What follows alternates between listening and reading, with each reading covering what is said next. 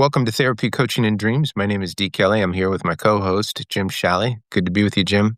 Good to be with you, D, as usual. Thanks. What episode is this? This is episode 563.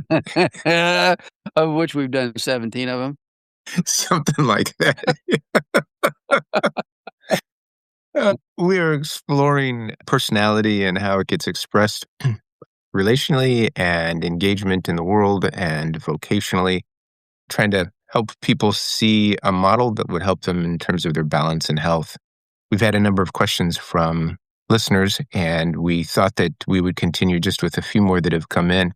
The first one that I'd like to hand off to you is... Before you continue, there was one that I know, I'm sorry to interrupt, but there's one that actually said, when are you going to talk about dreams? So sometime probably need to focus more on the dream side of it sometimes. Anyway.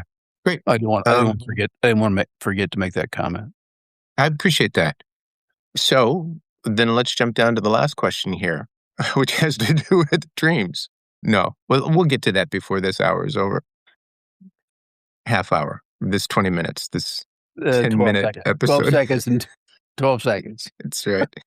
Okay, good to be with you all. Actually, one of my clients did say, are you making this into a book form? And then I said, well, that would be D. D would probably do more of that than Jim. So anyway. Actually, working on that now. So I appreciate the question, and hopefully we'll have something that listeners can tap into if they want to. That'd be great. Here was a question that came in, a person who's been in a long-term relationship and said, how do I handle accusatory questions from my spouse? And the kind of spin-off to that he interprets them as accusatory. Great point. Yeah, because there's nothing that says that the spouse feels that way. Absolutely, yeah.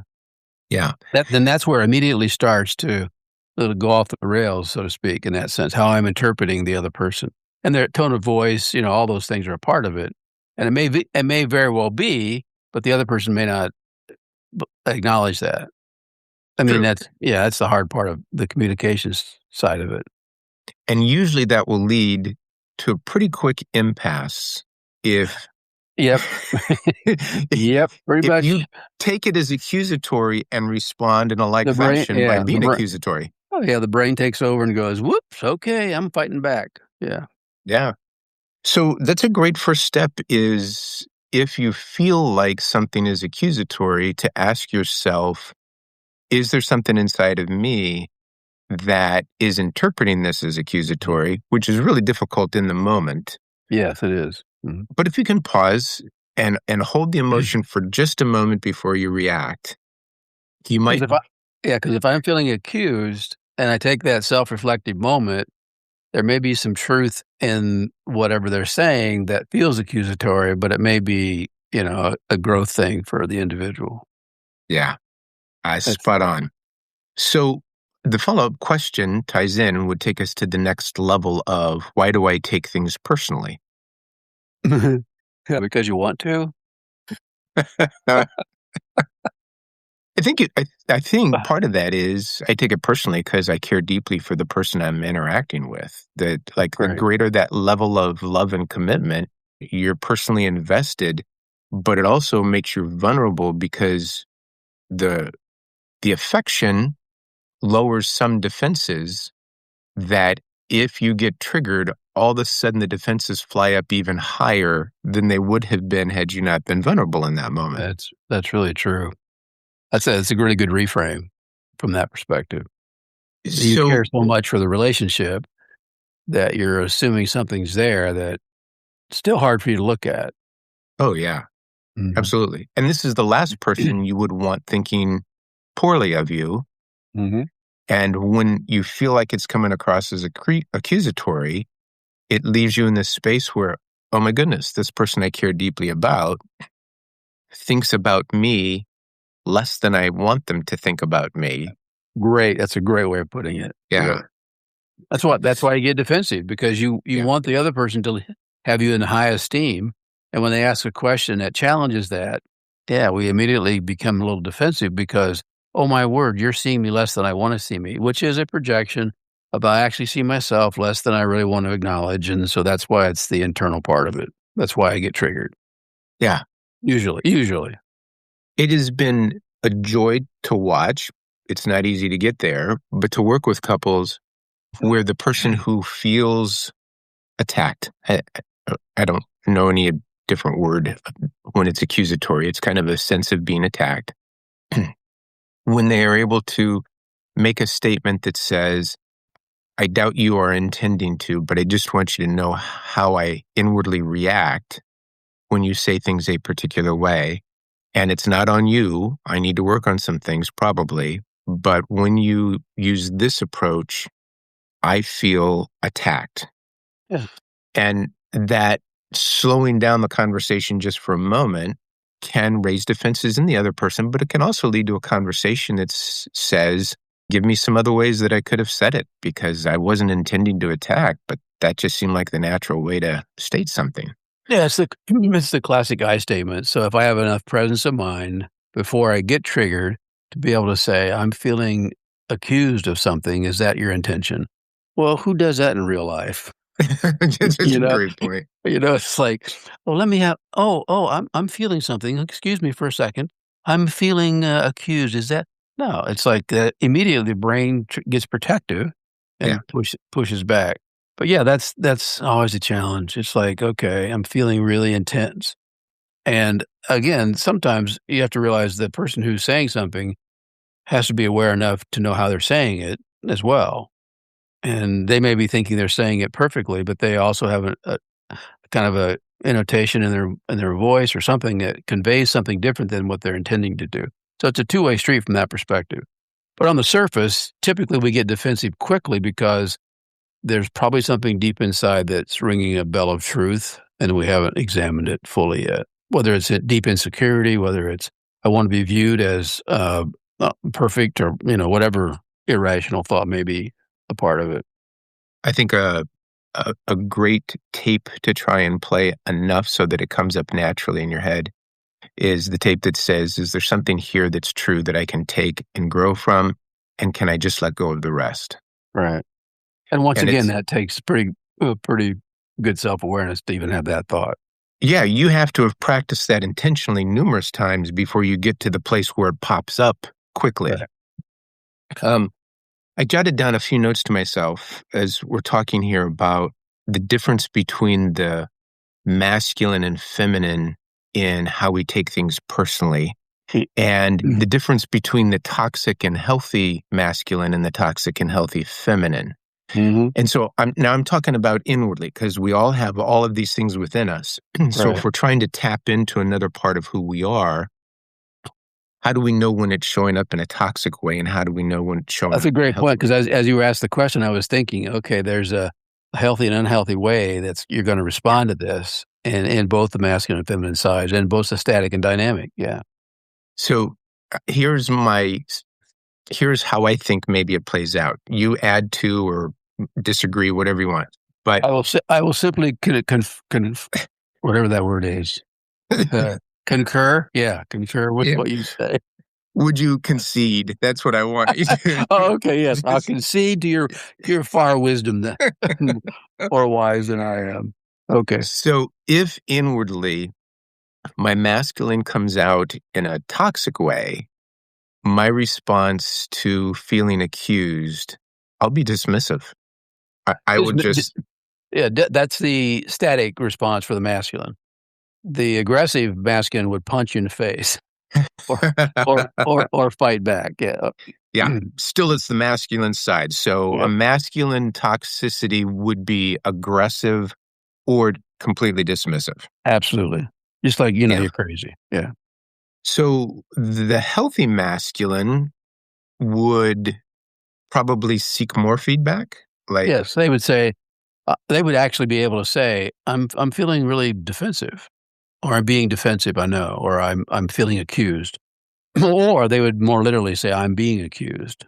That's not right, necessarily right. yeah, that's not the best form of it, but that's the extreme healthy masculine. They would push back appropriately and say, "I'm being accused of something."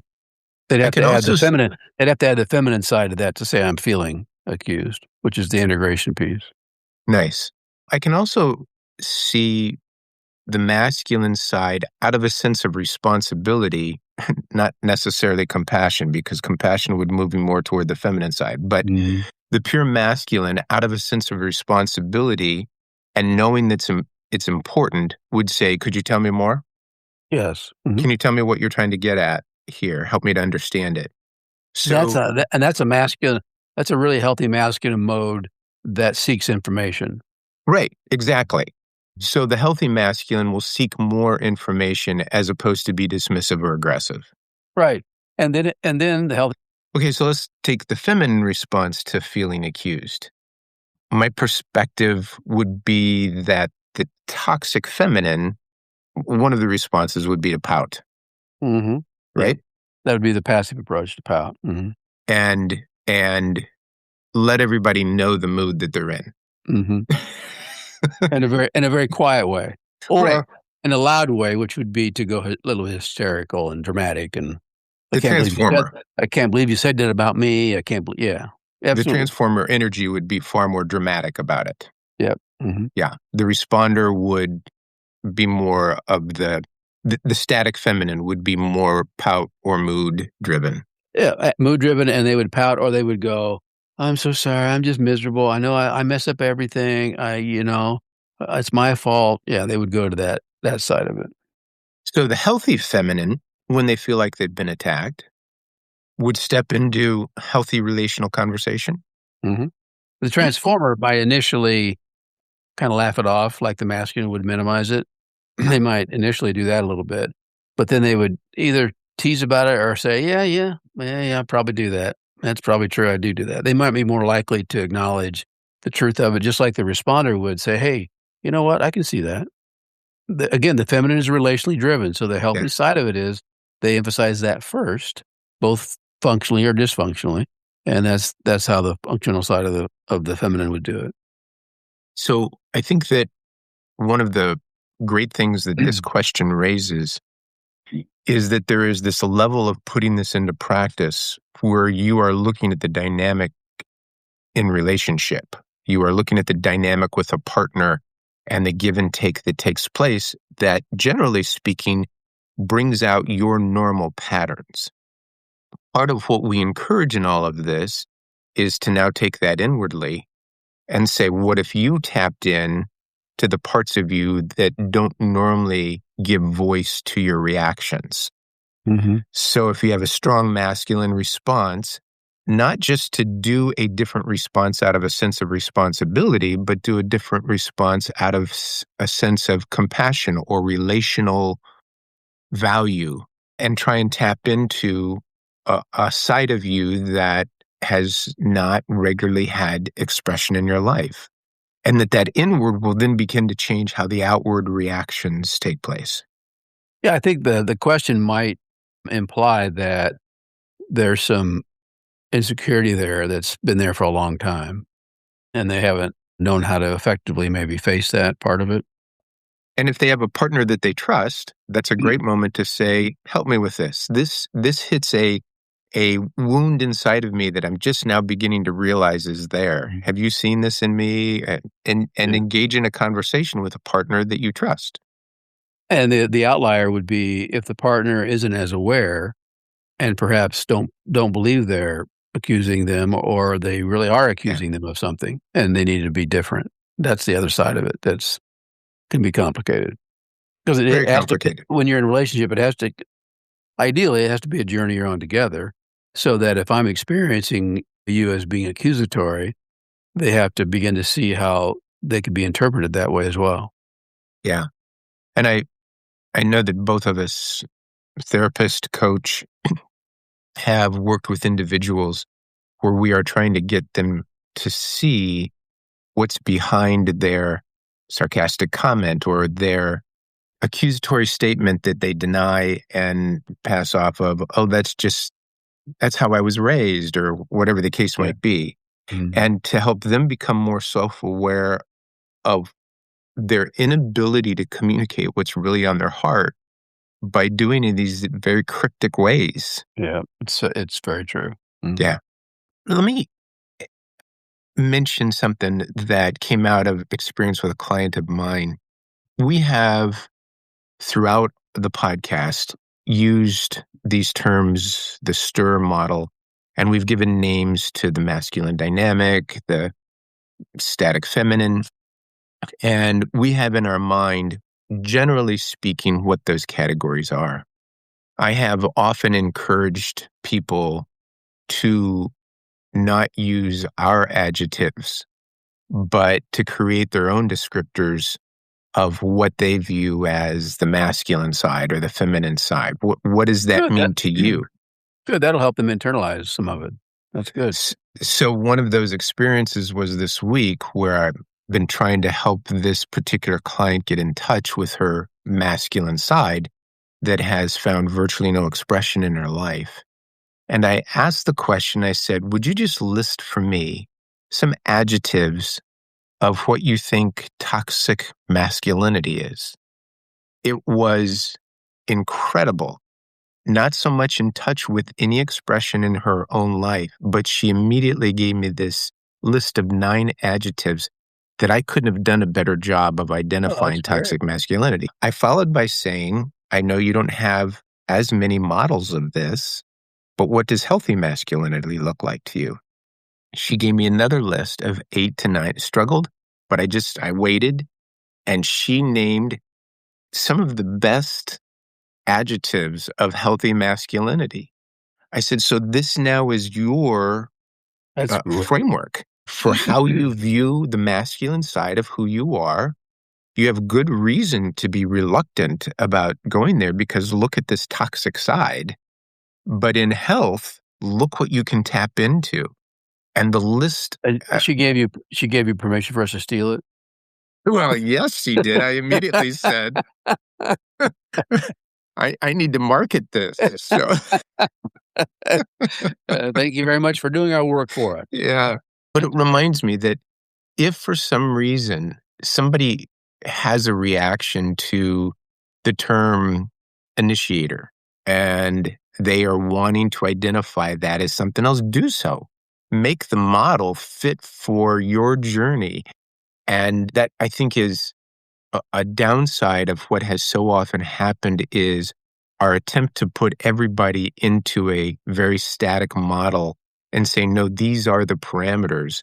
This is so subjective, and it's based on Absolutely. experiences and family of origin. Absolutely true. That's great. Yeah. So, I so mean, the only reason I came up with stir was because if you do it all, it stirs it up. So it made sense from that perspective. But you're right. As anybody can own that and make it in their own reality, which is the internalization process. That's great. yeah. That's good. Let me take us to another question here. We had a caller or somebody who wrote in and said that she's an adult, not currently in a relationship. She is a responder by nature, and she is wrestling with how she can do a better job of loving herself. Because as Hmm. a responder, her focus has been on other people most of her journey. We've talked a little bit about this when we talked about the responder and that they have to learn that process of loving themselves. But in so doing, she really needs to tap into some of the other aspects of who she is. So Mhm. give her some suggestions on this movement toward health as she's trying to, not with another person, but on her own, develop a way by which a pathway to self-love. Yeah, I think that actually moves right into the formulation of the 4 quadrants. I mean, really, she's identified her bias that she's given away. So she's now focusing on herself, which is the first step that a responder will do. Okay, I need to love myself. So where do I need to initiate? Where do I need to have fun? Where do I need to bring order to my life? Whether it's downsizing your life, whether it's taking trips, all those things. That's the natural progression of identifying where you've given away your best and taking that back and saying, okay, wait a minute. Where do I need to take charge of my life? And where do I need to bring order? Where do I need to have fun? That's exactly what, and I think you shared with me a model that you come up with that we haven't expressed because we're audio, so people can't see it, but it perfectly displays the overlap of all the quadrants and how they interplay. And so from that perspective, the biggest move for this person was to identify what their natural bias was, how they've used it, and now to take it back, it's like a projection. You take back the projection and you see, okay, where do I need to be at this point? And that's a great place to be. Yeah, Jim, I think probably be good to take that model and put it available on a website and the resource in the notes of this particular podcast so somebody can just tap on that and pull it that'd up be great. if they Yeah. want to. I'll make that happen this week. Okay. Um, one of the individuals talked about, I didn't mean to make it. Didn't mean to have you making more work for you. So yeah, you do. put That's that. always what you want to do. I, Well, that's true. That's I great. feel like you're minimizing things here, right? You're just sitting around staring at yourself in the mirror. I know that. So a question has come up about how this applies to our dreams. Mhm. We've touched on a few dreams, but let me make mention of a good example here. I had a client who had a dream, and there were four male characters in the dream. All four of the male characters in the dream were providing care for the dreamer in the dream in different ways. They weren't all together. They showed up in different scenes in different ways. But when you looked at the movement of those characters, they were all providing some type of nurture or care or consolation for the dreamer. Mhm. So then the question comes up of how do you use this model as a way by which to learn more about yourself in that dream Mhm. material? So one of the issues is that it appears in the dream that the masculine images are functioning in very nurturing, caregiving, static feminine ways. What might that imply about a person's journey? And I'm sure you have some suggestions as to where you might go with this. But one of those is to ask, do you feel in your life that the masculine side of you is not being allowed to express itself in Mhm. its masculine strengths and ways? Absolutely. Mhm. And why would that be true in your life? The other angle, if that doesn't resonate with somebody, is to say, is the masculine having to fill in for the feminine because there's no self-care taking place? Mhm. That the Mhm. responder is not doing its own self-care, and so the masculine is having to step into a role that it's not necessarily at its, I don't want to say its best, but its natural state, because you, as in your ego, are having a tough time doing the self-care that you need to do, and some other part of you is having to step in to do that. So, any comments on that? Any thoughts? Well, I think generally that's a great way of looking at dreams because you identify the parts of the dream that go along with our frame. For example, I had a client who had really angry dreams, and it didn't take long to figure out that it was the inappropriate expression. He wasn't expressing. He was just angry about so many things in his life, but he was sucking it up. He was swallowing it. And so he had these angry dreams, and I said, "Well, that's your masculine energy trying to express itself. It's inappropriate, perhaps, but you have to find your voice and be able to say what you need to say." Well, at the same time, he said, I can't do that. It would risk relationships." So I said, "Well, we need to work on maybe the appropriate way to say some things. But yeah, there's always a price to pay when you take a stand for things." So, from my perspective, yeah, identifying the parts of the dream go along with the same frame we have, and then seeing what they're trying to say to you. Yeah. Yeah, that part about there's always a risk Mhm. of allowing another part to speak. So, so true. And the dreams can take care of that without us having you do it in real life. Yeah, yeah. At least Yeah, that's what. Mhm. here's the problem with that, though. We'll talk in a couple of weeks when we get into season 2 of Dreams about the 5 functions of dreams. And one of the functions is that it helps us to process emotions of the previous few days that we did not give attention to during the day, but they carry such emotional weight that they need to be recalibrated for us to have any capacity the next day for emotions.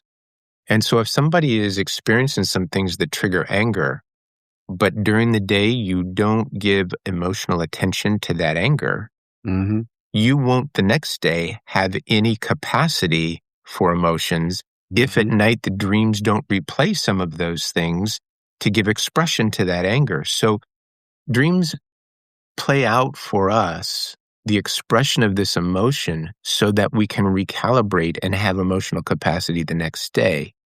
And there are two parts to that. One is That's why sleep is so important. essential. You for interrupting, Absolutely. but yeah. Mhm. So we can be grateful that dreams are doing that. But when we pay attention to our dreams, it should be a reminder that, oh, actually, I probably need to give expression to my anger while I'm Then you awake and if so you do that that, you'll it's. have wonderfully pleasant dreams forever. Anyway, That's a that's great some of point. what we have to look forward to in season 2 is digging a little bit I look deeper into forward the to dream that stuff. because you know more of the dream stuff than I am, so hopefully I have good questions like you have for me when it comes to dreams. I'll just simply say this, "Tell me more about that." And then I'll go, I feel like I'm being accused. Like, I shouldn't be talking about this. Is that what you're And I'll saying, and I'll Jim? go, "You are being accused because I have no idea what you're talking about." So No. You'll say to me, "Okay, pay me my fee, and I will explain this to you." uh, okay. Uh, I'll embrace that one. oh, Jim, as always, it is so great to be with you. Looking forward not only to summarizing this season, but moving into season 2, when we can dig a little bit deeper into some of these things. Thanks, Jenny. Perfect. Thank you very much. See you. Bye.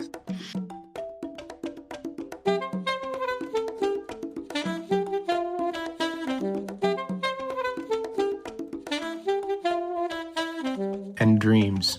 If you're enjoying the podcast, we'd love for you to share it with someone who might appreciate it as well. And if you are interested in working with either of the co-hosts, you can do so at their respective websites, Dr. Shalley at afccounselors.com or Dr. Kelly at inyourdreams.coach. Thanks for being here. And until next time, keep growing, stay curious, and take good care of yourself. Yeah, no, it's good stuff.